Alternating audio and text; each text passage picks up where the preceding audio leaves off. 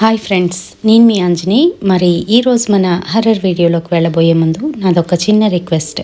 For best realistic horror and thrilling experience కోసం తప్పకుండా హెడ్సెట్ని అయితే పెట్టుకోండి. అండ్ మీ హర్రర్ స్టోరీస్ని నాతో షేర్ చేసుకోవాలి, మన ఛానల్లో వినాలి అనుకుంటే నేను ఇన్స్టాగ్రామ్ డిస్క్రిప్షన్లోనైతే పిన్ చేస్తున్నాను. సో అక్కడికి వచ్చి మీ స్టోరీస్ని నాతో షేర్ చేసుకోవచ్చు.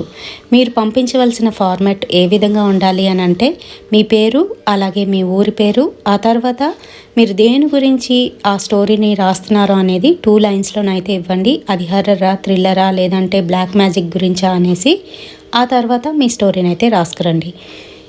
మేము స్టోరీ ఇలా రాసి పంపించలేము అనుకున్న వారు నాకు డైరెక్ట్గాను అక్కడి నుంచి అంటే ఇన్స్టాగ్రామ్ నుంచి వాయిస్ మెసేజ్ అయినా పెట్టవచ్చు. మరి ఇంకెందుకు ఆలస్యం, లేట్ చేయకుండా వీడియోలోకి వెళ్ళిపోదాం.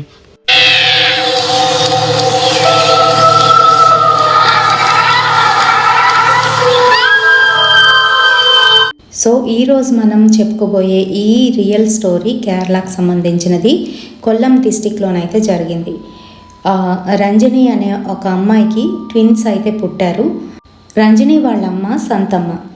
తను ఏంటంటే ఆ ట్విన్స్ ఎవరైతే ఉన్నారో వాళ్ళకి బర్త్ సర్టిఫికెట్ చేయించడం కోసం అక్కడ దగ్గరలో ఉన్న పంచాయత్ ఆఫీస్కి అయితే వెళ్ళి తను ఇంటికి వచ్చి చూసేసరికి వాళ్ళ అమ్మాయితో సహా వాళ్ళ మనవరాళ్ళు ఎవరైతే ఉన్నారో, 2 ట్విన్స్ ఉన్నారు కదా, వాళ్ళని చిన్నపిల్లలని కూడా చూడకుండా అతి దారుణంగా చంపేసి అక్కడ పడేసి వెళ్ళిపోయారు. సో అక్కడంతా కూడా రక్తసిక్తంగా ఉంది. సంతమ్మ అది చూసి గావుకేక పెట్టింది. అంతేకాదు పోలీస్ స్టేషన్కి వెళ్ళి రిపోర్ట్ కూడా ఇచ్చింది. సో పోలీసులు అది ఎవరు చేశారు ఏంటి అని శతవిధాలా ప్రయత్నించినప్పటికీ కూడాను ఎవరు ఈ క్రైమ్ చేశారో అనేది తెలియలేదు. మరి కొంతకాలం గడిచిన తర్వాత, ఒక 10 years అయిన తర్వాత పాండిచ్చేరిలోని ఒక 2 ఫ్రెండ్స్ అయితే ఉన్నారు. వాళ్ళిద్దరు కూడా చాలా బెస్ట్ ఫ్రెండ్స్. ఒకరి పేరు ప్రవీణ్ కుమార్, ఇంకొకరి పేరు విష్ణు. వీళ్ళిద్దరూ ఎంత ఫ్రెండ్స్ అంటే ఒకరి విషయాలు ఒకరికి ప్రతి విషయం కూడా తెలుసు అన్నమాట. సో వీళ్ళు ఎప్పటి నుంచో ఆ పాండిచ్చేరిలోనైతే ఉన్నారు. అక్కడ వీళ్ళు ఇంటీరియర్ డెకరేషన్ ఇవన్నీ కూడా చేస్తూ చిన్న చిన్న పనులు చేసుకుంటూ అక్కడే సెటిల్ అయిపోయారు. ఆ తర్వాత అక్కడ పనిచేస్తున్న టీచర్స్ ఎవరైతే ఉంటారో, స్కూల్ టీచర్స్, వాళ్ళని అయితే చూసి ఏరికోరి పెళ్లి చేసుకున్నారు. సో ఈ విష్ణు ఎవరైతే ఉన్నారో తనకి ఒక బాబు కూడా ఉన్నాడు. తనకి ఇప్పుడు 5 years అయితే ఉంటాయి. ఆ బాబు వాళ్ళ నాన్నతో ఇలా అంటున్నాడు, ఈ ఇయర్ అయినా నన్ను ఎక్కడికైనా తీసుకువెళ్ళు డాడీ ప్లీజ్. మా వాళ్ళందరూ కూడాను ప్రతి ఇయర్ కూడా సమ్మర్ వెకేషన్స్లోని ఎక్కడికైనా వెళ్ళి ఎంజాయ్ చేసి వస్తూ ఉంటారు. కనీసం మనకు దగ్గరలో ఉన్న స్టేట్స్కైనా తిప్పొచ్చు కదా అని అడుగుతున్నాడు. వాళ్ళ ఆవిడైతే ప్రత్యేకించి తిరువనంతపురం వెళ్ళాలి అని కోరుతుంది. ఎందుకంటే వాళ్ళకు సంబంధించిన వాళ్ళు ఆ తిరువనంతపురంలోనైతే ఉన్నారు. విష్ణు మటుకు ససేమిరా అక్కడికైతే వెళ్ళడానికి వీలు లేదు అంటున్నా కూడా వాళ్ళ భార్య మటుకు ఇలా అంటుంది, నేను ఎప్పుడూ ఏమీ అడగలేదు. మీరు చిన్న ఉద్యోగం చేస్తున్నా కూడాను నేను దాని గురించి ఎప్పుడు బాధపడలేదు. కానీ ఇప్పుడు మటుకు నన్ను తీసుకువెళ్లాల్సిందే. నేను డబ్బులు పెట్టుకుంటానని చెప్తున్నాను కదా, మనం దాచుకునే డబ్బులు సరిపోతాయి. చక్కగా ఒకసారి ట్రిప్ వేసి వద్దాం ప్లీజ్ అని అడుగుతుంది. సరే ట్రిప్ వేసినా కూడాను నేను ఎక్కువ రోజులు అక్కడ ఉండను. మిమ్మల్ని అక్కడ డ్రాప్ చేసి మీ వాళ్ళ ఇంట్లోని నేనైతే వచ్చేస్తాను అని చెప్తున్నాడు. సరే నువ్వు తీసుకెళ్ళు చాలు అని అంటుంది. సరేనన్నాడు. ఇంకా ఆ రోజైతే గడిచిపోయింది. ఆ వీక్లోని వాళ్ళ అబ్బాయి ఎగ్జామ్స్ కూడా అయిపోయాయి. అండ్ వీళ్ళందరూ కూడాను తిరువనంతపురం వెళ్ళడానికి అయితే రెడీ అవుతున్నారు. ఈలోగా వాళ్ళ ఫ్రెండ్ అయితే వచ్చాడు. ఇప్పుడు అవసరమా అక్కడికి వెళ్ళడం అని అడుగుతూ ఉంటే, అన్నయ్య మీరు కూడా రావచ్చు కదా అని అంటుంది. నాకొద్దమ్మా, నేను అటుపక్క రాను. మేము వెళ్ళాలనుకుంటే ఇటుపక్క ఏవైనా తిరిగేసి వస్తాం కానీ మీరు వెళ్ళండి అని అంటున్నాడు. అదేంటన్నయ్య అలా అంటారు, తిరువనంతపురంలోని మా చుట్టాలు ఉన్నారు, వాళ్ళ ఇంటికి కూడా వెళ్తున్నాం, రావచ్చు కదా, చాలా బాగుంటుంది అక్కడ ఏరియా అంతా కూడాను. పైగా కేరళలోని మంచి మంచి సీనరీస్ అయితే ఉన్నాయి, మనం అవన్నీ కూడా కవర్ చేసుకొని రావచ్చు. మా ఫ్రెండ్ని కూడా తీసుకురావచ్చు కదా, అందరం కలిసి వెళ్ళొచ్చేద్దాం అని చెప్తుంది. మీరంటే ముగ్గురే కాబట్టి వెళ్ళొచ్చేయచ్చు, మేము 4 వెళ్ళాలి, మాకు చాలా ఖర్చు అవుతుంది. అయినా ఇప్పుడు వద్దులే అమ్మా, మేము ఇంకోసారి వెళ్తాంలే అని చెప్తున్నాడు. ఆ మాటలకి కుమార్ని పక్కకు లాక్కొచ్చి నాకు కూడా వెళ్ళడం ఇష్టం లేదు. ఏం చెప్పినా కూడా ఇది వినేటట్టు లేదు, నన్ను అక్కడికి తీసుకువెళ్తుంది అని చెప్తున్నాడు. ఆ మాటలకి కుమార్ ఇలా అంటున్నాడు, నువ్వేం కంగారు పడకు, ఒక 2-3 రోజులు ఉండి వచ్చేసాయి, తర్వాత వీళ్ళు కూడా ఎక్కువ రోజులు ఉండర్లే, వచ్చేస్తారు, నువ్వేం కంగారు పడకు అని చెప్తున్నాడు. ఏం కంగారు పడకపోవడం, నాకంతా భయంగా ఉంది అని చెప్తున్నాడు.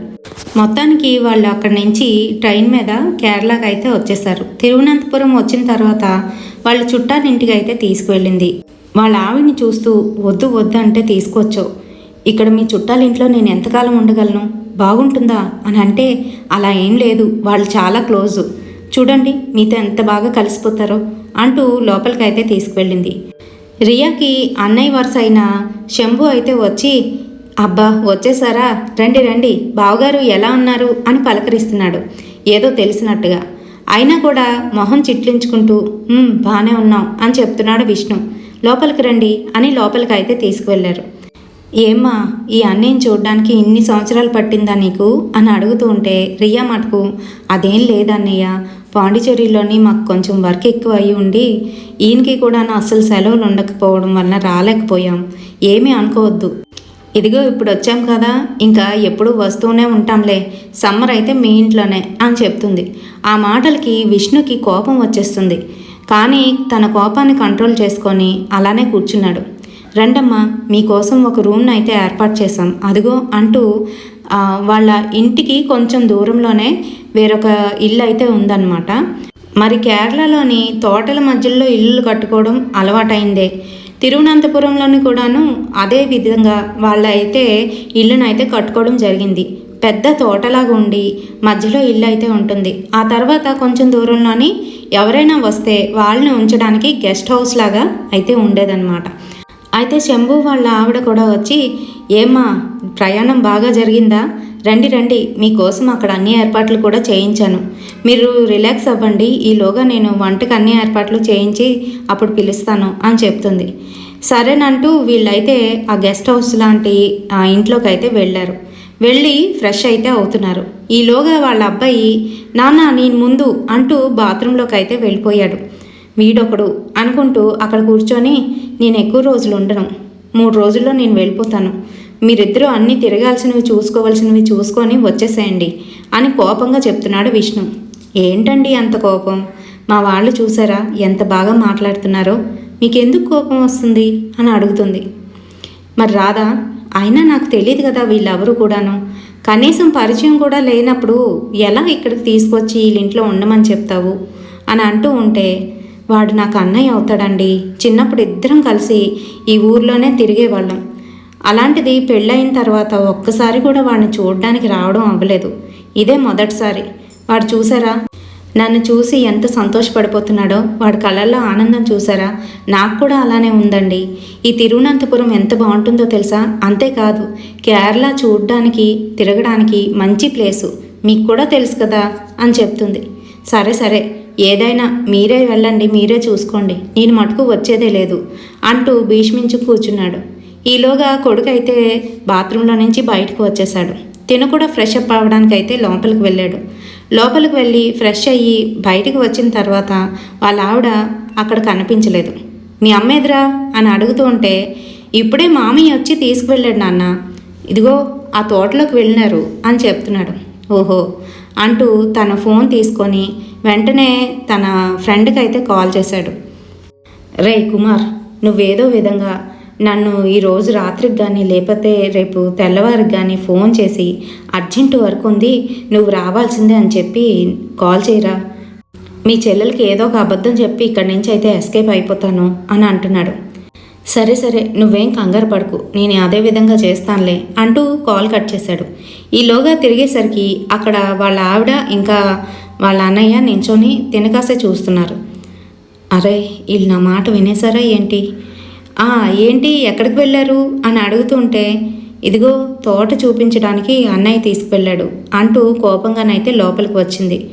వచ్చి రియా తన బట్టలన్నీ కూడా తీసి బయటను పెట్టి, మీ బట్టలు కూడా తీసి బయటను పెడుతున్నాను కబోర్డ్లోని, తర్వాత మాట్లాడుకుందాం అని చెప్తూ, అన్నయ్య మేము వస్తాంలేండి భోజనం చేయడానికి, మీరు వెళ్ళండి అని వాళ్ళ అన్నయ్యకి అయితే చెప్పేసింది. సరేనమ్మా అనుకుంటూ తనైతే వెళ్ళిపోయాడు. ఏంటి మీకు అంత తొందర? అసలు ఈ ఊర్లో మీకేంటి ఇబ్బంది? ఎప్పుడైనా ఈ ఊరు వచ్చారా? అసలు ఈ ఊరు ఎప్పుడైనా మీరు చూసారా అని అడుగుతుంది. నేనెప్పుడూ రాలేదు, నాకు ఈ ఊరు సంగతే తెలీదు అని చెప్తున్నాడు. సరే, ఈరోజు సాయంత్రం బయటకు వెళ్లాల్సి ఉంది. మీరు ఎటువంటి సాకులు చెప్పినా నేను వినేదే లేదు. ఇందాకలా మీరు ప్రవీణ్ అన్నయ్యతో మాట్లాడడం నేను అంతా విన్నాను. అయినా మీకేమైనా బుద్ధి ఉందా? ఇక్కడ వాళ్ళు ఎంత బాగా చూసుకుంటున్నారు, మీరు అసలు ఆలోచించరేంటి అని అంటూ ఉంటే కొట్టడానికి చెయ్యెత్తుతాడు. విష్ణు అలా చెయ్యెత్తేసరికి రియాకి చాలా కోపం వస్తుంది.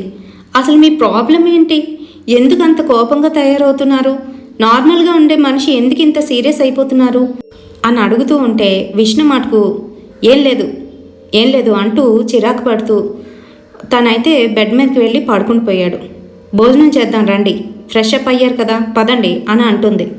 నువ్వు ముందు ఫ్రెష్ అప్ అవ్వు, తర్వాత వెళ్దాంలే అని చెప్తూ తను ఒక పక్క తిరిగి పడుకుంటే వెనకాతల నుంచి వాళ్ళ అబ్బాయి వచ్చి నాన్న అంటూ తన మీద అయితే చెయ్యి వేశాడు. వెనక్కి తిరిగి చూసేసరికి తన కొడుకు గొంతు ఎవరో కోసేస్తే అందులో నుంచి రక్తం ఉబ్బుకి వస్తున్నట్టుగా తనకి కనిపించింది. వెంటనే లేచి కూర్చొని ఏమైంది అంటూ తన కొడుకునైతే తడిమి చూస్తున్నాడు. ఏమైంది నాన్న? ఏం లేదు అని చెప్తూ ఉంటే అక్కడ చూసేసరికి ఎటువంటి రక్తం కాదు కదా, ఎటువంటి మార్కు కూడా కనిపించట్లేదు. అయ్యో, ఇదంతా నా భ్రమ అని అనుకున్నాడు. ఈలోగా వాళ్ళ ఆవిడ స్నానానికి వెళ్ళిందాయి బయటికి వచ్చి ఏమండి భోజనానికి పదండి అని అంటుంది. సరేనంటూ ముగ్గురునైతే భోజనానికి వెళ్ళి భోజనం చేసేశారు. చేసి అక్కడ కాసేపు మాట్లాడుకున్నారు. శంభు కలుపుగోరతనం వలన చాలా తొందరగానైతే అందరితోనే మింగిల్ అయిపోతాడు. అదేవిధంగాను విష్ణుతో కూడాను బాగా దగ్గరగానైతే అయిపోయాడు. శంభు ఇలా చెప్తున్నాడు, బావగారు మీరు చక్కగా ఇక్కడ ఉన్నారనుకోండి, మనం ప్రతిరోజు కూడా పార్టీ చేసుకోవచ్చు. రాత్రులు ఇక్కడ ఎంత బాగుంటుందో, మంచి సైట్ సీయింగ్స్ కూడా ఉంటాయి. అలాగే వీళ్లతోని వెళ్ళకపోయినా మీరు ఎక్కడెక్కడికి వెళ్దాం అనుకుంటున్నారో నాకు చెప్తే ఖచ్చితంగా నేను తీసుకువెళ్తానండి అని అంటూ ఉంటే సరేనండి చూద్దాము అని చెప్తున్నాడు. అంటే ఏంటి? మీరు నాకు బావగారు అవుతారు కదా, మీరు నన్ను పేరు పెట్టి పిలవండి అని అంటే అలాగే శంభు అంటూ ఇద్దరునైతే కలిసిపోయారు. వెంటనే అటుపక్కకు వెళ్ళి వాళ్ళ ఫ్రెండ్కి అయితే కాల్ చేశాడు. ఒరే, నువ్వేం కాల్ చేయక్కర్లేదు కానీ మీ చెల్లమ్మ అన్నీ వినేసింది ఇందాకలా మనం అనుకున్న మాటలు. నేను ఒక 3-4 రోజులు ఇక్కడే ఉండొస్తాను, పర్వాలేదులే. ఇక్కడ శంభు అని మా ఆవిడకి అన్నయ్య వరుస అవుతాడు, వాడు బాగానే మాట్లాడుతున్నాడు. ఒక 4-5 డేస్ ఉండి నేను వచ్చేస్తాను, ఆ తర్వాత మీ చెల్లమ్మలు వస్తారు అని చెప్తున్నాడు. ఓకేనా, షూరా, పర్వాలేదా అని అంటూ ఉంటే పర్వాలేదు అని చెప్పేసి కాల్ కట్ చేసేసాడు. ఇంకా ఆ రోజు సాయంత్రము కొన్ని ఇక్కడ చూడవలసినవి చాలా బాగుంటాయండి, మీరు అక్కడ పాండిచేరిలో కూడా చూసుండరు అంటూ తన్నైతే తీసుకొని బైక్ మీద శంభు అయితే తీసుకువెళ్తున్నాడు. కొంచెం దూరం వెళ్ళిన తర్వాత అక్కడ బైక్ని ఆపి ఇద్దరు కూడా ఒక బార్లోకి వెళ్ళి ఫుల్గానైతే తాగేశారు. ఆ తాగిన మైకంలోని శంభు ఇలా అంటున్నాడు, మనం కాసేపు ఇలానే బయటను తిరిగేసి రాత్రి చేసి వెళ్ళామనుకోండి, మీ ఆవిడ మా ఆవిడ పడుకొని ఉంటారు, అప్పుడు మనకి ఎటువంటి ఇబ్బంది ఉండదు అని చెప్తున్నాడు. అవునవును, అది నిజమే, పద ఎక్కడికి తిప్పుతావో తిప్పు అని బైక్ ఎక్కి కూర్చున్నాడు. ఇంకిద్దరు కూడాను స్టార్ట్ అయ్యి అలానైతే వెళ్ళిపోతున్నారు. తిరువనంతపురం నుంచి కొల్లం డిస్టిక్ వరకు అయితే వచ్చేసారు. మరి అక్కడి నుంచి ఇక్కడికి 1 hour 45 minutes అలా అయితే జర్నీ ఉంటుంది. మరి బైక్ మీద వెళ్తూ ఉంటే మరి ఆ చల్లదనం వలన తాగిన మైకంలోని విష్ణుకైతే బాగా నిద్ర వచ్చేసింది. అలానే తన బామ్మర్ది భుజం మీద అయితే పడుకొని ఉండిపోయాడు. మరి కొంత దూరం వెళ్ళేసరికి సడన్గా బ్రేక్ అయితే వేశాడు శంభు. ఆ బ్రేక్ వేసిన ధాటికి ఉలిక్కిపడి లేచి కూర్చున్నాడు. ఎక్కడికి వచ్చాం అని చుట్టూ చూసేసరికి తనకు అర్థమవుతుంది అది కొల్లం డిస్టిక్ అని చెప్పి. ఇక్కడికి ఎందుకు తీసుకొచ్చావు శంభు అని కోపంగా అంటున్నాడు. ఏంటి బావా, ఇప్పుడే కదా అనుకున్నాం దూరంగా అలా తిరిగేసి వద్దామని. ఇక్కడ ఏరియా అంతా బాగుంటుంది, అంతేకాదు మనకు తెలిసిన వాళ్ళు చాలామంది ఉన్నారు ఇక్కడ, వాళ్ళ ఇంటికి వెళ్దామేంటి అని అడుగుతున్నాడు. ఎవరింటికి వద్దు, ముందు ఇక్కడి నుంచి పోని అని అంటున్నాడు. ఆ మాటలకి తనైతే సరేనంటూ స్టార్ట్ చేశాడు కానీ బండి స్టార్ట్ అవ్వట్లేదు. ఏంటి, ఎందుకు స్టార్ట్ అవ్వట్లేదు అని అంటూ ఉంటే ఏమో బావా తెలియట్లేదు అంటూ ఒకసారి దిగండి అని అంటే దిగుతాడు. దిగి విష్ణు అటు ఇటు చూస్తున్నాడు, భయపడుతూ తన మొహాన్ని అయితే దాచేసుకుంటున్నాడు. ఏం బావా ఏమైంది, చెమటలు పడుతున్నాయేంటి అని అడుగుతూ ఉంటే ఏం లేదు, నువ్వు అర్జెంటుగా ముందు బైక్ ఏమైందో చూడు అని చెప్తున్నాడు.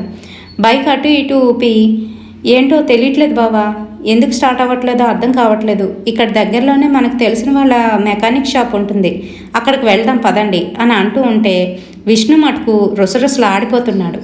ఆ మెకానిక్ బండి చూసి, బండి అంతా బాగానే ఉంది, ఏమైందో చెక్ చేస్తాను ఉండండి అంటూ చెక్ చేస్తూ ఉంటే అక్కడ కూర్చోడానికి ఇష్టం లేక అటు ఇటు తిరిగేస్తున్నాడు. బావా ఇదిగో ఈ పక్కన ఒక ఇల్లు ఉంటుంది, అక్కడికి వెళ్దాం రండి అని చెప్తున్నాడు. నేను రాను, ఎక్కడికి రాను అని అంటూ ఉంటే, పర్వాలేదు బావా, వాళ్ళు మనకు తెలిసిన వాళ్ళే అంటూ లాక్కొని అయితే తీసుకువెళ్ళిపోతున్నాడు. ఆ ఏరియా అంతా కూడాను తెలుసు అన్నట్టుగా విష్ణు అంతా చూస్తున్నాడు.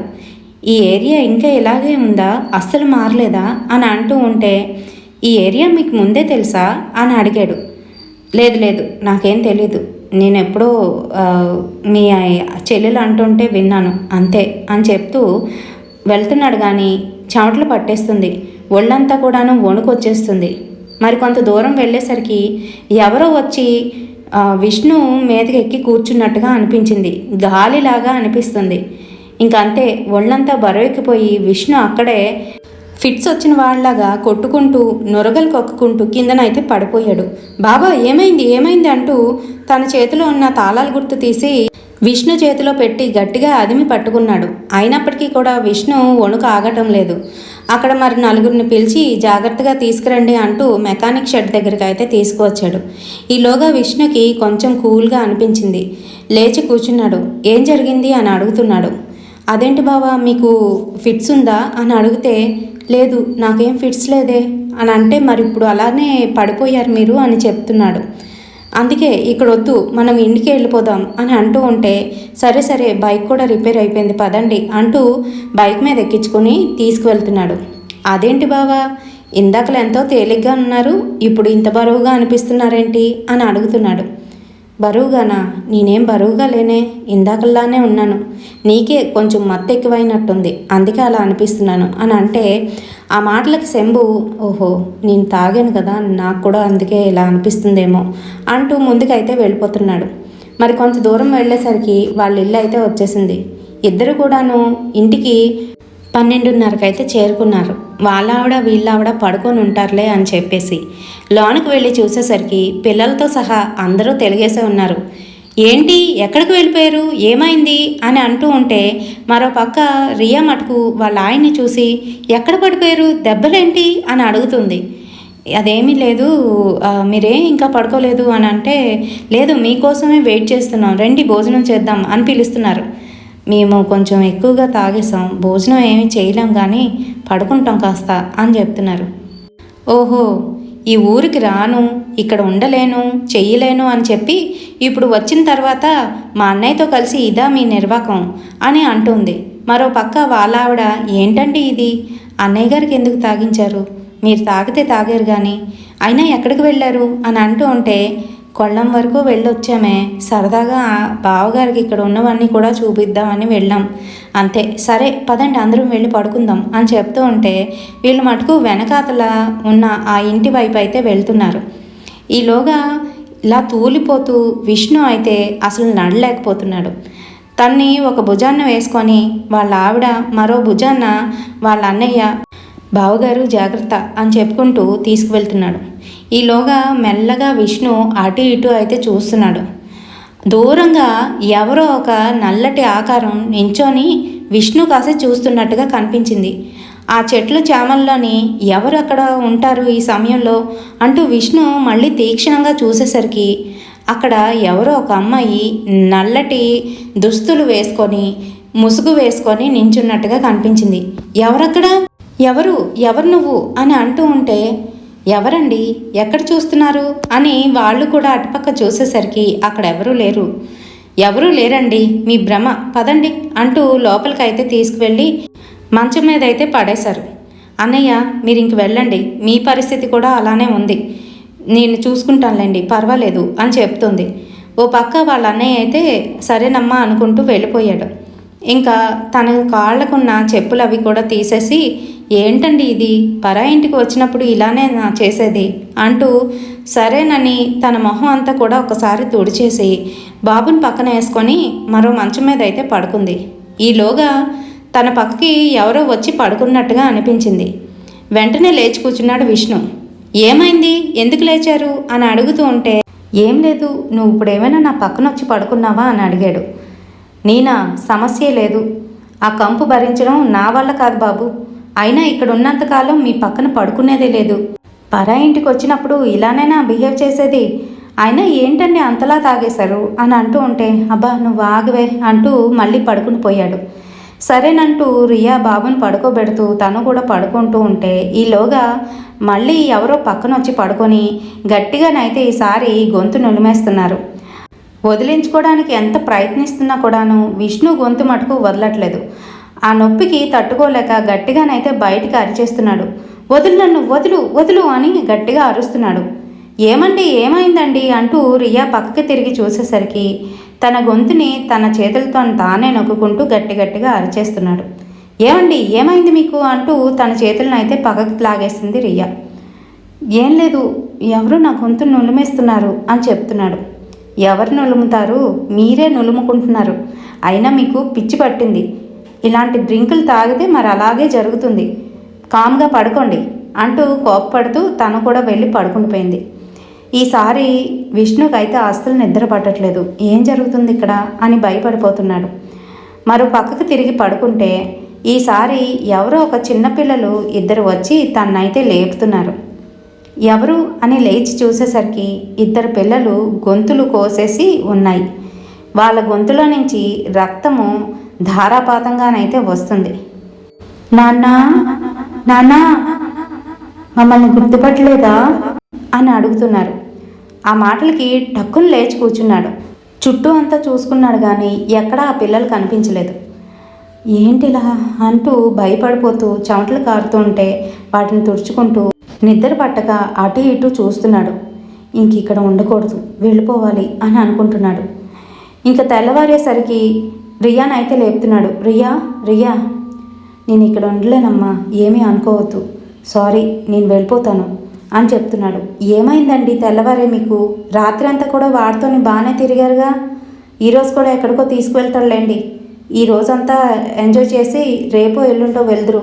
మరీ ఒక్కరోజు ఉంటే వాళ్ళు కూడా బాధపడతారు. అయినా కూడాను ఏంటండి మీరు అని అంటుంది. నువ్వు అర్థం చేసుకోవే ప్లీజ్ అని చెప్తున్నాడు. సరే సరే, ఏదో ఒక చెప్తానులేండి, ముందు ఫ్రెష్ అప్ అయ్యి రండి, టిఫిన్ చేద్దరు అని అంటే ఫ్రెష్ అప్ అవ్వడానికి తను వెళ్ళడానికి లేస్తూ ఉంటే తన కాళ్ళు అయితే సహకరించట్లేదు. పైగా తన ఒళ్ళంతా కూడా కాలిపోతుంది. అయ్యో, మీ ఒళ్ళంతా కాలిపోతుందండి, ఫీవర్గా ఉన్నట్టుంది, ఉండండి అంటూ వాళ్ళ అన్నయ్యనైతే పిలుచుకొచ్చింది. వాళ్ళ అన్నయ్య వెంటనే డాక్టర్ని తీసుకొని వచ్చాడు. డాక్టర్ అంతా చెక్ చేసి బాగా ఫీవర్గా ఉంది, ఇప్పుడు ఎక్కడికి వెళ్ళడానికి లేదు, కొన్ని రోజులు ఇక్కడే రెస్ట్ తీసుకొని అప్పుడు వెళ్ళండి, ఏం కాదు అని చెప్తూ కొన్ని ట్యాబ్లెట్స్ అయితే రాసిచ్చాడు. విష్ణు ఇలా అంటున్నాడు. నేను అసలు లేవలేకపోతున్నాను, నా కాళ్ళు కదపలేకపోతున్నాను, బాగా భారంగా అనిపిస్తున్నాయి, చూడండి డాక్టర్ అని చెప్తూ ఉంటే బ్లడ్ టెస్ట్ చేయించండి, దాని తర్వాత చూద్దాం, ఒళ్ళు పట్టేసి ఉంటుంది, ఏం కాదు, కంగారు పడకండి అని చెప్పి దానికి కూడా కొన్ని ట్యాబ్లెట్స్ అయితే రాసిచ్చాడు. సరేనంటూ ఇంకా బావగారు మీరు ఇంక లేవకండి, ఇక్కడే ఉండండి, నాదే తప్పు అంతాను, మిమ్మల్ని అక్కడికి తీసుకువెళ్ళి ఉండకూడదు అనుకుంటూ తనైతే ఏవో కొన్ని మందులు అయితే తెచ్చి ఇచ్చేశాడు. ఆ తర్వాత ఫుడ్ అది కూడా ఇక్కడికే తెచ్చేస్తాను, మీరు రాకండి అని చెప్పి శంభు అయితే అక్కడి నుంచి వెళ్ళిపోయాడు. ఈలోగా విష్ణు ఇలా పిలిచి, ఏమే మీరు ఎక్కడికి వెళ్ళాలనుకుంటున్నారో వెళ్ళండి, బాగా ఎంజాయ్ చేయండి, నేను ఇక్కడ ఉంటానులే, ఏం పర్వాలేదు, నాకు శంభు గారు తోడుంటాడులే, మీరు ఎంజాయ్ చేయండి, వాడి సెలవులన్నీ కూడా పోతాయి, ఒక 3 days తర్వాత బాగా అయిన వెంటనే నేను వెళ్ళిపోతాను అని చెప్తున్నాడు. వెళ్ళిపోతాను అని అంటుంటే నాకు భయం వేస్తుందండి. ఎందుకు అలా అంటారు? అందరం కలిసి వెళ్దాం, మీకు ఇలా ఉంటే మేము ఎలా ఎంజాయ్ చేయగలం చెప్పండి, ఒక 3 days తర్వాత మనందరం కలిసి వెళ్ళిపోతాం అని చెప్తుంది. వద్దొద్దు, అలా ఏం చెయ్యొద్దు, మీరు ఉండండి, మీరు ఒక 15 days ఎంతో ఉండి రండి, నేను 3-4 days తర్వాత వెళ్ళిపోతాను అని చెప్తున్నాడు. సరేనండి అని చెప్తూ ఉండండి, కషాయం తీసుకొస్తాను అని వాళ్ళ ఆవిడైతే బయటికి వెళ్ళింది. ఈలోగా బాబు అక్కడ ఆడుకుంటూ వాళ్ళ నాన్న దగ్గరికి వచ్చి, నాన్న నీకు జ్వరం వచ్చిందా, తగ్గిపోతుందిలే, ఏం కాదు అని చెప్తూ దగ్గరికి వచ్చి కూర్చొని తన గొంతు అయితే నులిమేస్తున్నాడు. తన చేతులు ఎంత చిన్నగా ఉన్నప్పటికీ కూడాను తను అలా నులుముతూ ఉంటే ఎవరో ఇద్దరు ముగ్గురు పట్టుకొని నా గొంతు నులిమేస్తున్నట్టుగా అనిపిస్తుంది. విష్ణు గట్టిగా అరవడం మొదలుపెట్టాడు. వదులు వదులు చింటూ, వదులురా వదులు అని అంటూ ఉన్నా కూడా అస్సలు వినిపించుకోకుండా నవ్వుతూ తన గొంతుని నొక్కుతున్నాడు. తను నవ్వుతూ ఉంటే ఇద్దరు ముగ్గురు కలిసి నవ్వుతున్నట్టుగానైతే వినబడుతుంది. భయపడిపోతూ చింటూ చేతుల నుంచి విడిపించుకోవాలని ఎంత ప్రయత్నిస్తున్నా కూడాను తన వల్ల కావడం లేదు. ఇంకా గట్టిగా అరిచేస్తుంటే ఈలోగా శంభు పరిగెట్టుకు వచ్చాడు. ఏమైంది బావగారు అనుకుంటూ అక్కడ చూసేసరికి అక్కడ ఎవరూ లేరు. ఏంటి ఎందుకు అలా అరుస్తున్నారు అనేసరికి చుట్టూ చూసుకున్నాడు. అక్కడ చింటూ కనిపించలేదు. చింటుగాడు అని అంటూ గొంతు అయితే తడుముకొని నొప్పి వస్తుంది అని అంటున్నాడు. చింటూ ఏంటి, చింటూ లోపల ఆడుకుంటున్నాడు మా వాడితో కలిసి అని చెప్పగానే తనకి ఏంటో భయంగా అనిపించింది. ఇప్పుడు వరకు ఇక్కడే ఉన్నాడు కదా, నా గొంతు నులిపింది వాడే అని చెప్తూ ఉంటే వాడి గొంతు నులమడం ఏంటండి, ఇప్పుడు వరకు ఆడుకుంటున్నాడు అంటూ తను బయటికి వెళ్ళబోతూ ఉంటే మీ చెల్లెలు ఎక్కడుంది, కొంచెం పిల్లరా అని అంటే సరే కంగారు పడకండి అంటూ తనైతే అక్కడి నుంచి వెళ్ళిపోతాడు. ఈలోగా కాసేపట్లోని వాళ్ళ ఆవిడైతే కషాయం పట్టుకొని వస్తుంది. కషాయం పక్కన పెట్టి ఏమండి లేచి కూర్చోండి అని అంటుంది. సరే ఏంటి కషాయం అని అంటే మిమ్మల్ని చంపడానికి తీసుకువచ్చిన కషాయం తాగండి అంటూ బలవంతంగా నోట్లోకైతే వేసేస్తుంది. అది చాలా వేడిగా కారంగా వికారంగానైతే ఉంది. తాగలేకపోతున్నాడో పక్క నుంచి దగ్గు వచ్చేస్తుంది విపరీతంగాను. తన ఒంటిని గట్టిగా ఎవరో నలుగురు పట్టుకొని ఆ కషాయాన్ని నోట్లో వేసేస్తున్నట్టుగా తనకైతే ఫీలింగ్ కలుగుతుంది. గట్టిగా అరుస్తున్నాడు. ఈలోగా వాళ్ళ ఆవిడ కషాయం పట్టుకొని వచ్చింది. ఏమండి ఎందుకంత గట్టిగా అరుస్తున్నారు, ఏమైంది అని అంటూ ఉంటే ఇందాకలు కూడా అలాగే అరిచారు, నేను వచ్చి చూసేసరికి చింటూ అంటున్నారు అని చెప్తున్నాడు శంభు. ఆ మాటలకి ఏమండి ఏమైంది, ఎందుకలా అరుస్తున్నారు, నీ ప్రవర్తనలో ఈ మార్పు ఏంటి అని అడుగుతుంది వాళ్ళ ఆవిడ. ఏం లేదు కషాయం నేను తాగను అని చెప్తున్నాడు. ఈ కషాయం తాగితే మీ ఒంట్లో నా నొప్పులు పోతాయి, పైగా మీరు లేచి నలగలుగుతారు, ఈ కషాయం తాగండి అంటూ గట్టిగానైతే పట్టుకొని తాగమని బలవంతం చేస్తుంది. ఒక పక్కకైతే విసిరేశాడు. నాకు వద్దని చెప్తుంటే నీకు అర్థం కావట్లేదా అనుకుంటూ. ఆ మాటలకి ఇద్దరు కూడా చాలా బాధపడతారు. వాళ్ళ అన్నయ్య పోన్లేమ్మా ఆయన తాగనంటే ఎందుకంత బలవంతం చెయ్యొద్దు, ట్యాబ్లెట్లు ఉన్నాయి కదా, ట్యాబ్లెట్లు వేస్తే సరిపోతుందిలే అని చెప్తూ రామ్మ బాధపడుకో అని చెప్తున్నాడు. రియా మటుకు కళ్ళు తుడుచుకొని ఎందుకు ఇలా ప్రవర్తిస్తారు మీరు, బయటకు వచ్చేటప్పుడు ఎలా ఉండాలో మీకు తెలీదా కనీసం అని మెల్లగా ఆ ఆయనతో చెప్పేసి అక్కడి నుంచి లేచి వెళ్ళిపోబోతుంటే రియా చైన్ అయితే పట్టుకుంటాడు. రియా కాసేపు నా పక్కన కూర్చోవా అని అంటూ ఉంటే శంభు వచ్చి కాసేపు కూర్చోమంటున్నారు కదా, కూర్చోనరా నేను వెళ్తానులే అంటూ తనైతే వెళ్ళిపోయాడు. ఏమైందండి మీకు, ఎందుకు ఇలా ప్రవర్తిస్తున్నారు అని అడుగుతూ ఉంటే ఏం లేదు నాకు అసలు ఈ ఊరు నచ్చదు అని చెప్తున్నాడు. అదేంటి మీకు ఈ ఊరు తెలుసా, మీరు ఇక్కడే ఉండేవాళ్ళ, మీ గురించి నాకు పూర్తిగా తెలియదు, కానీ ఎప్పుడు కూడా నేను అడగలేదు ఎందుకంటే మీకు ఇష్టం లేదని. నిజం చెప్పండి ఎక్కడుండేవారు ఏంటి అని అడుగుతుంటే నన్ను అంతకు మించి అడగొద్దు, నాకు ఈ ఊరిలోని బ్యాడ్ ఎక్స్పీరియన్స్, అందుకనే నేను ఈ ఊరు ఇష్టపడను అని చెప్తున్నాడు. ఓహో అందుకేనేనా రానని అన్నారు, అయ్యో అలా ముందే చెప్తే నేను వద్దని చెప్పేసేదాన్ని కదా. సరేలేండి బాధపడొద్దు, మీకు బాగైపోతే తొందరగా వెళ్ళిపోదాం, కషాయం తాగితే బాగును, మీకు ఆ నొప్పులన్నీ కూడా పోదును అని చెప్తూ ఉంటే సరేలే సాయంత్రం మళ్ళీ చెయ్యి అప్పుడు తాగుతా అని చెప్తున్నాడు. సరేనండి బాగా నీరసంగా ఉన్నట్టుంది, ఏమైనా తింటారా, ఏమైనా తీసుకురమ్మంటారా అని అడుగుతుంటే నాకేం వద్దే, నువ్వు ఇక్కడే కూర్చో చాలు అంటూ వాళ్ళ ఆవిడ్ని చూస్తూ తన చేయి పట్టుకొని అలానే ఎప్పుడు నిద్రపోయాడు. మరి కాసేపు అయ్యేసరికి దూరం నుంచి శంభు రియానైతే పిలుస్తున్నాడు.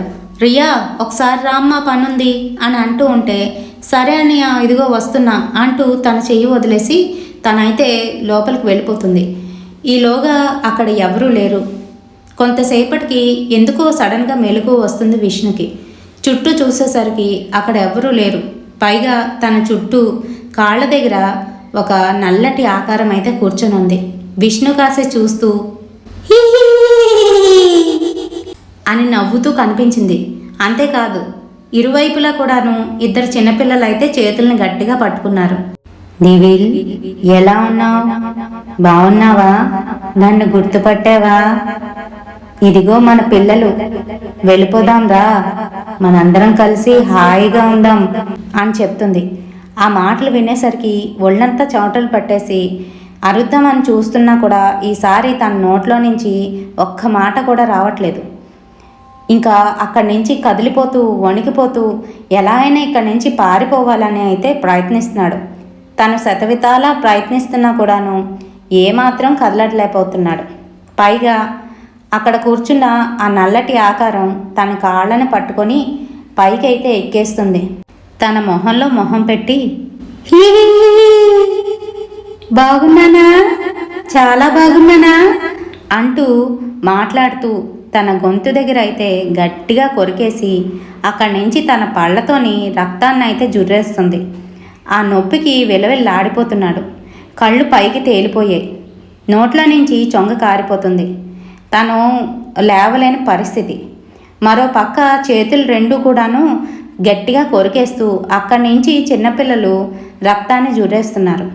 అంతే, ఇంక కొంతసేపటికి ప్రాణం పోతుంది అనే సమయానికి అక్కడికి ఆ ఆవిడైతే వచ్చింది. బెడ్ మీద పడుకున్న వాళ్ళ ఆయన కాళ్ళు చేతులు కూడాను బారుగా చాపి ఉండడం, అలాగే వాళ్ళ ఆయన మీద ఎవరో ఎక్కి రక్తాన్ని పీలుస్తున్నట్టుగా, రెండు చేతుల పక్కన ఎవరో చిన్నపిల్లలు కూడా ఉండి వాళ్ళు కూడా రక్తం పీలుస్తున్నట్టుగా వాళ్ళ ఆవిడ కంటికైతే కనిపిస్తున్నారు. గట్టిగా అయితే అరిచేసింది. ఈలోగా వాళ్ళ అన్నయ్య వాళ్ళ వదిన అందరూ కూడా వచ్చేసారు. ఏమైందమ్మా అనేసరికి అక్కడ అక్కడ అని చూపిస్తుంది. దగ్గరికి వెళ్ళి చూసేసరికి అప్పటికి శ్వాస ఆగిపోయింది. విష్ణు చనిపోయాడు. ఏమైంది అసలు, ఏమైంది అని అడుగుతుంటే జరిగిన విషయాలన్నీ కూడా చెప్తుంది. కానీ ఏం జరిగిందో అర్థం కావట్లేదు. తను ఇంకా వెంటనే వాళ్ళ ఫ్రెండ్కి అయితే కాల్ చేసింది. అన్నయ్య, మీరు అర్జెంటుగా ఇక్కడికి రావాలి, మీ ఫ్రెండ్ చనిపోయారు అని చెప్తుంది. ఎలా చనిపోయాడు, ఏమైంది, ఎక్కడికి వెళ్ళాడు, కొల్లంకి వెళ్ళాడా ఏంటి అని అడుగుతున్నాడు. కొల్లమ్మ, మీరు ఏం మాట్లాడుతున్నారో అర్థం కావట్లేదు అన్నయ్య, ఒకసారి మీరు ఇక్కడికి రావాలన్నయ్య అని ఏడుస్తుంది. ఏడుస్తూ ఉంటే కంగారు పడకమ్మా, వస్తున్నా, ఈరోజు రాత్రికల్లా అక్కడికి వచ్చేస్తా, నాకు అడ్రస్ పంపించు అని చెప్తూ ఉంటే ఆ ఫోన్లో నుంచి రారా నువ్వు రా అని వినబడుతుంది. ఏంటమ్మా ఏంటంటున్నావు అని అంటూ ఉంటే ఏం లేదన్నయ్య రండి అని చెప్తూ ఫోన్ కాల్ అయితే కట్ చేసేసింది. ఇంకా తన బెస్ట్ ఫ్రెండ్ రావాల్సి ఉంది కాబట్టి తనైతే ఫ్రీజర్లో పెట్టారు. ఇంకా అలాగే వాళ్ళ చుట్టాలు అందరూ కూడా పాండిచేరి నుంచి రావాలి కాబట్టి వీళ్ళైతే తన్ని సేఫ్గా ఫ్రీజర్లోనైతే ఉంచారు. ఆ రోజంతా కూడా గడిచిపోయింది. ఇంకా ఆ రోజు నైట్ ఒక్కొక్కరిగా అందరూ కూడా పాండిచేరి నుంచి అయితే వచ్చేస్తున్నారు. వాళ్ళ ఫ్రెండ్ కూడా వచ్చేసాడు. ఏమైందిరా నీకు అంటూ బోర్ని ఏడవడం మొదలుపెట్టాడు. ఈలోగా శంభు వెళ్ళి ఏం లేదండి, నిన్నంతా కొంచెం తిరిగాము, ఆ తర్వాత ఫీవర్ వచ్చింది, ఆ తర్వాత ఇలా జరిగిపోయింది, అంతా నా వల్లే అని బాధపడిపోతూ తను కూడా ఏడుస్తున్నాడు. ఈలోగా ప్రవీణ్ తన ఫోన్లో నుంచి మరికొంతమందికి కాల్ చేసి మన దివిల్ చనిపోయాడు అని చెప్తున్నాడు.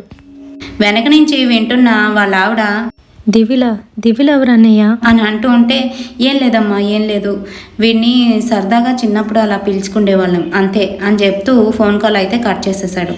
సరే అన్నయ్య మీరు వెళ్ళి ఫ్రెష్ అప్ అవ్వండి, వెనకతల రూమ్ ఉంది అని చెప్పేసింది. తనైతే అక్కడ వచ్చిన వాళ్ళందరినీ కూడా రిసీవ్ చేసుకుంటుంది.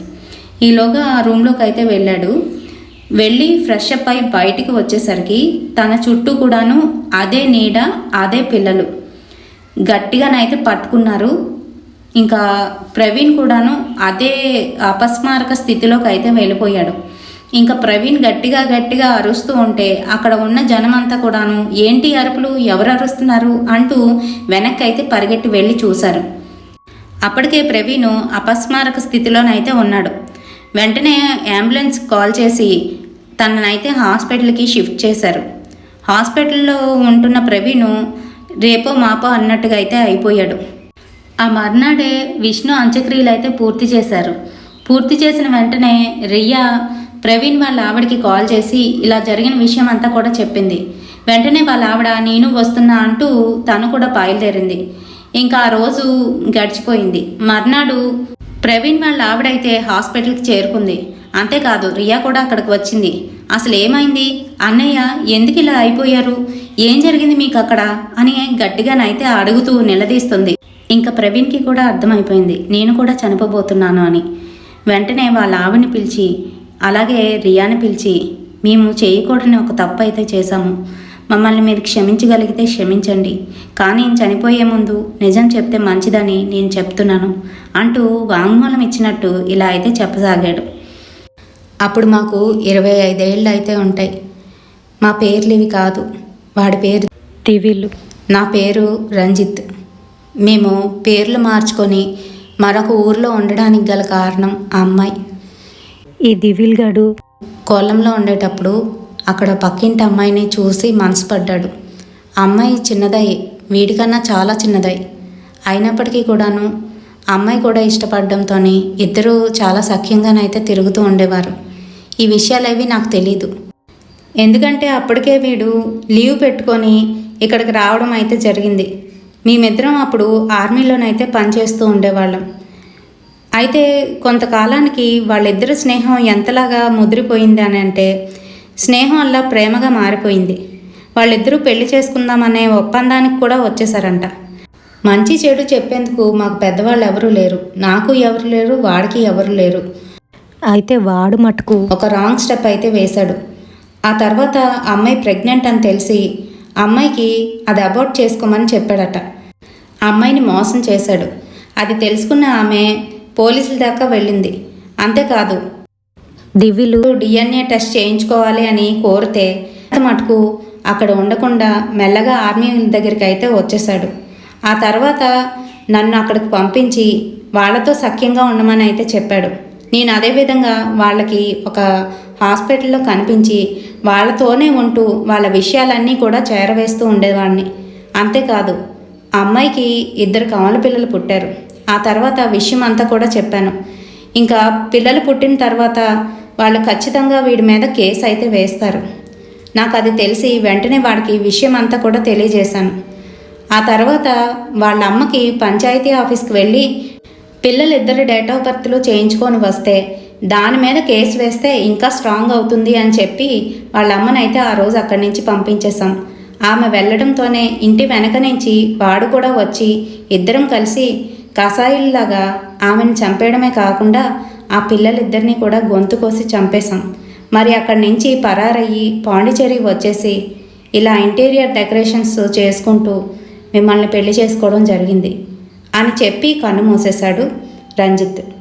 అభం శుభం తెలియని ఆడపిల్లని మోసం చేసిందే కాకుండా తనకి పుట్టిన పసికందుల్ని కూడా చంపేసి అతి క్రూరంగా ఇలా ప్రవర్తించినందుకు ఏఐ టెక్నాలజీ వచ్చిన తర్వాత వాళ్ళనైతే పట్టించింది. కానీ ఏం లాభం, ముసలి వాళ్ళు అయిపోయి వాళ్ళ మనవలకి కూడా పెళ్లి చేసిన స్థితిలోనైతే ఉన్నారు.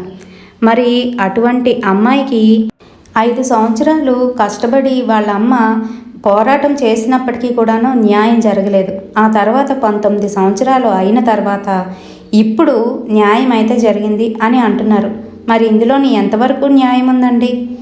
ఆడపిల్లని మోసం చేసి తర్వాత గర్భవతి అయిన తర్వాత ఆమెను వదిలేయడం, ఆ తర్వాత చిన్నపిల్లలతోని ఆమె పడలాని పాటలన్నీ కూడా పడుతూ అష్టకష్టాలు పడలేక ఆ కొల్లం డిస్టిక్లోనే మరొక గ్రామానికి వచ్చి నివసిస్తున్నా కూడాను అక్కడ కూడా వాళ్ళని బతకనివ్వకుండా పిల్లలతో సహా ఆమెను కూడా చంపేశారు. ఎంత క్రూరమైన వాళ్ళు మటుకు పాండిచేరిలోని హ్యాపీగానైతే జీవనాన్ని సాగించారండి. ఏఐ టెక్నాలజీ వచ్చిన తర్వాత పోలీసులు పాత కేసులన్నింటినీ కూడా రివీల్ చేసి దాని ద్వారా వీళ్ళ పాత ఫోటోలు ఏవైతే అంటే పోలీసులకి కూడా తెలుసు వీళ్ళే చంపేశారని, పరారీలో ఉన్నారు, ఎక్కడ దొరకలేదు. ఎందుకంటే వాళ్ళ పేర్లు అయితే మార్చేసుకొని తిరుగుతున్నారు, అది కూడా పాండిచేరిలోని. ఆ తర్వాత ఏఐ టెక్నాలజీ ద్వారా దీన్ని అయితే పట్టుకోవడం జరిగింది. వాళ్ళ ఫేస్ని ఓల్డ్గా అయిపోతే ఎలా ఉంటారు అనేది తెలుసుకొని ఆ ఫొటోస్ని వివిధ సోషల్ మీడియా అకౌంట్స్లోని చెక్ చేశారు కంపేర్ చేసి. సో కంపారిజన్లోని వీళ్ళకి ఆ పాండిచేరిలోని రంజిత్ మనోరాలు పెళ్ళిలోని ఆ బ్యాక్గ్రౌండ్లోని తన ఫేస్ అయితే 99% అయితే సూట్ అయిందంట. వెంటనే అక్కడ పోలీసులకి అయితే అలర్ట్ చేసి వీళ్ళు ఇక్కడి నుంచి వెళ్ళి వాళ్ళని పట్టుకోవడం జరిగిందండి. సో ఇంతకాలానికి అంటే ఇది జరిగి ఫెబ్ 10న 2006లోనైతే జరిగింది. ఆ తర్వాత 2025లోని ఇప్పుడైతే ఇది బయటపడిందండి. మరి చాలా గ్రేట్ కదా మన పోలీసులు. అంతేకాదు టెక్నాలజీని మనం ఉపయోగించుకోవాల్సిన విధంలో ఉపయోగించుకుంటే అది మనకి చాలా మంచి చేస్తుంది. తప్పుడుగా ఉపయోగించుకున్న వాళ్ళకి తప్పుడుగానే జరుగుతుంది. మరి కేరళలో జరిగిన real incident triple murder case crime స్టోరీని నేను హర్రర్ స్టోరీగా కన్వర్ట్ చేశానండి. మరి ఈ స్టోరీ మీకు నచ్చిందని అనుకుంటున్నాను.